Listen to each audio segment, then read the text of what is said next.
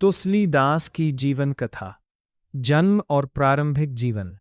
गोस्वामी तुलसीदास का जन्म लगभग 1532 ईस्वी में उत्तर प्रदेश के राजापुर चित्रकूट में हुआ माना जाता है। उनके पिता का नाम आत्माराम दुबे और माता का नाम हुलसी था। कहा जाता है कि जन्म के समय वे रोए नहीं, बल्कि उनके मुख से राम शब्द निकला, इसलिए उनका नाम रामबोला रखा गया। बचपन में ही माता पिता का देहांत हो गया, इसलिए उनका पालन पोषण संत नरहरिदास ने किया। उन्हीं से तुलसीदास ने श्री राम की भक्ति का संस्कार पाया। विवाह और वैराग्य।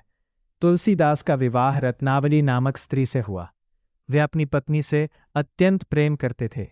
एक बार जब रत्नावली अपने मायके चली गईं, तो तुलसीदास उनसे मिलने के लिए तूफानी रात में भी पहुंच गए। रत्नावली ने उन्हें समझाया, जितना प्रेम तुम इस नश्वर शरीर से करते हो, उतना यदि भगवान राम से करो तो जीवन सफल हो जाएगा। इन शब्दों ने तुलसीदास का जीवन बदल दिया।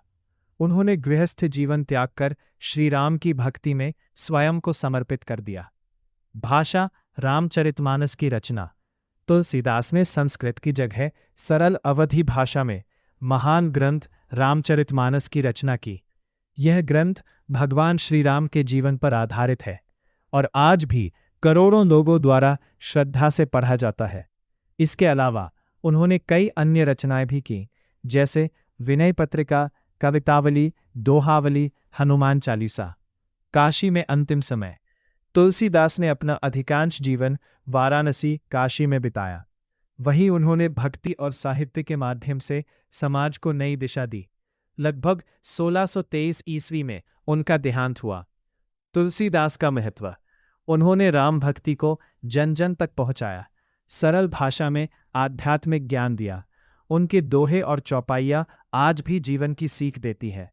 तुलसीदास जी का जीवन हमें सिखाता है कि सच्ची भक्ति और दृढ़